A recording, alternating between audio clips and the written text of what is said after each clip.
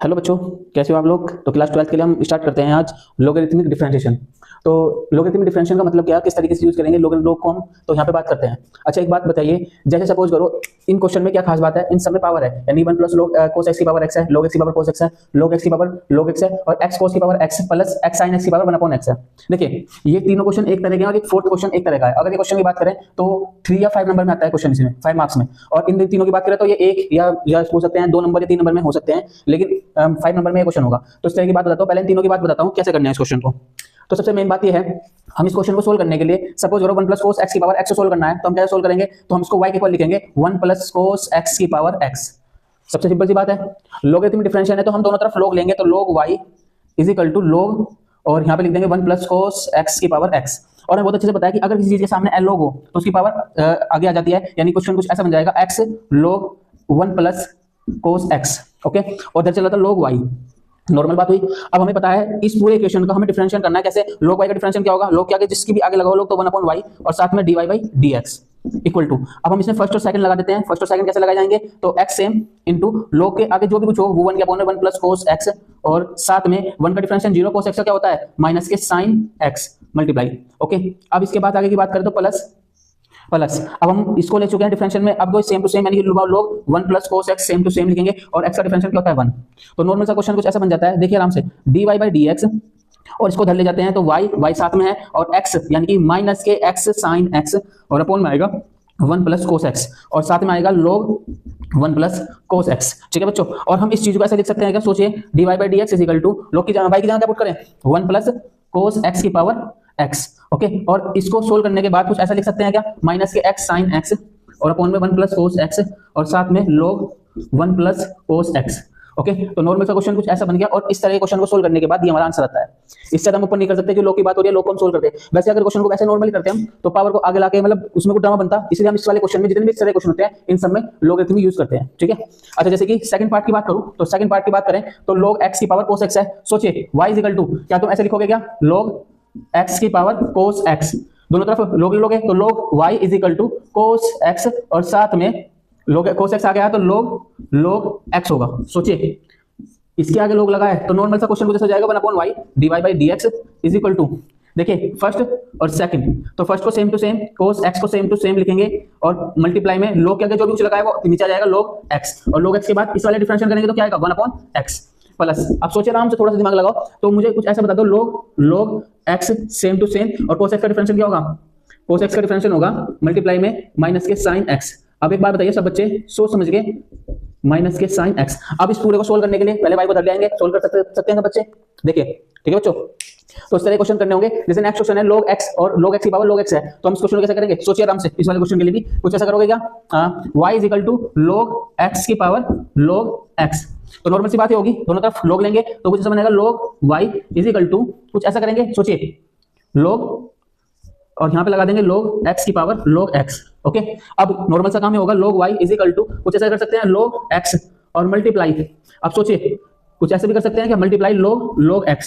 अब नॉर्मल सी बात ही होगी, किस तरीके से सोल्व करेंगे, log x को पहले फर्स्ट मानेंगे, इसको सेकंड मानेंगे, पहले फर्स्ट को सेम, सेकंड का डिफरेंशियल, फिर सेकंड को सेम, फर्स्ट का डिफरेंशियल, बस इस तरीके से क्वेश्चन करते चले जाएंगे। ठीक है।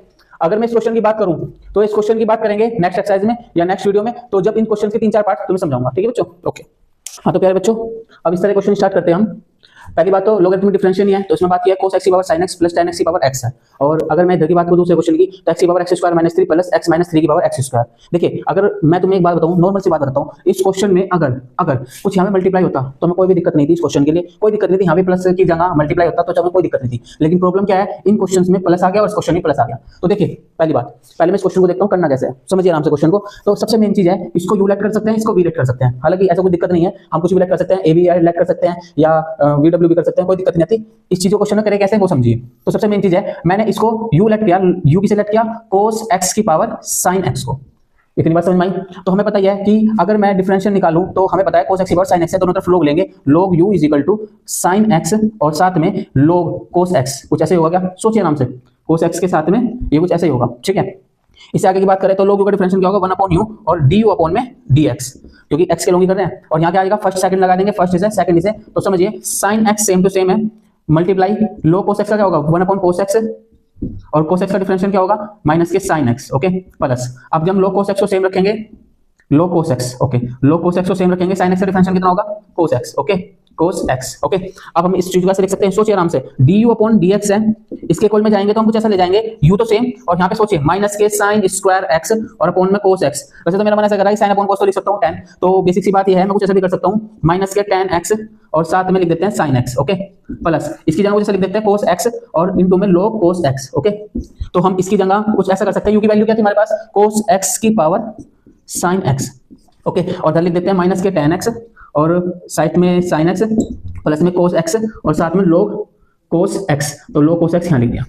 ये हमारा du अपॉन dx की डिफरेंशियल आ गई, du अपॉन dx की डिफरेंशियल आ चुकी। तो du अपॉन dx के बाद हम बात करेंगे v के लिए, ठीक है, सेम टू सेम v के लिए भी काम होगा, तो v के लिए हम वही सेम काम करेंगे, हम सेलेक्ट करेंगे v, तो हम यहाँ से यूज करेंगे tan x की पावर x है, तो हम बहुत अच्छे जानते हैं, क्या करेंगे हम बताओ, सोचकर आराम से सोचिए, माइंड में सोचिए, क्या कुछ ऐसे लिख सकते हो, log u या log v is equal to कुछ ऐसा होगा क्या, इसकी बात अगर करें तो x log tan x, okay हम इसका डिफरेंशियल जानते हैं 1 अपॉन v और साथ में dv अपॉन में dx, इधर चले तो x का सेम log tan x का क्या होगा 1 अपॉन tan x और tan x का क्या होगा हमें पता है sec स्क्वायर x प्लस के। अगर मैं इससे अगली बात करूं तो log tan x same to same और साथ में x का डिफरेंशियल कितना होगा 1, तो हम सोचिए आराम से कुछ ऐसे लिख सकते हैं dv अपॉन dx की जगह ये भी उधर गया तो v की वैल्यू क्या थी tan x की पावर x, सोचिए ये v को धर ले गया, v की वैल्यू ये थी हमारे पास, ओके, और साथ में सभी कुछ लिख सकते हैं क्या, सोचिए आराम से x sec स्क्वायर x और अपॉन में tan x और प्लस के log tan x, okay okay.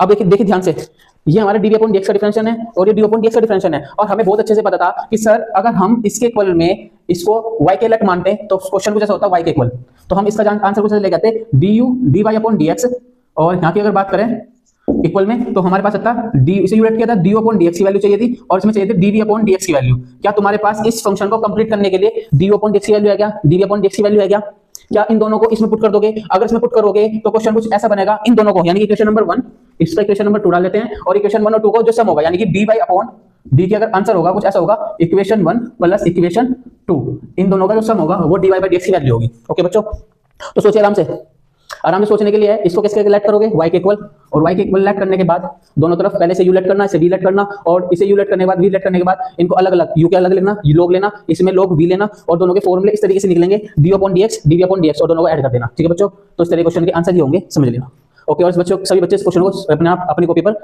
इसे प्रूफ करें, ये सही नहीं है, ठीक है बच्चों, ओके।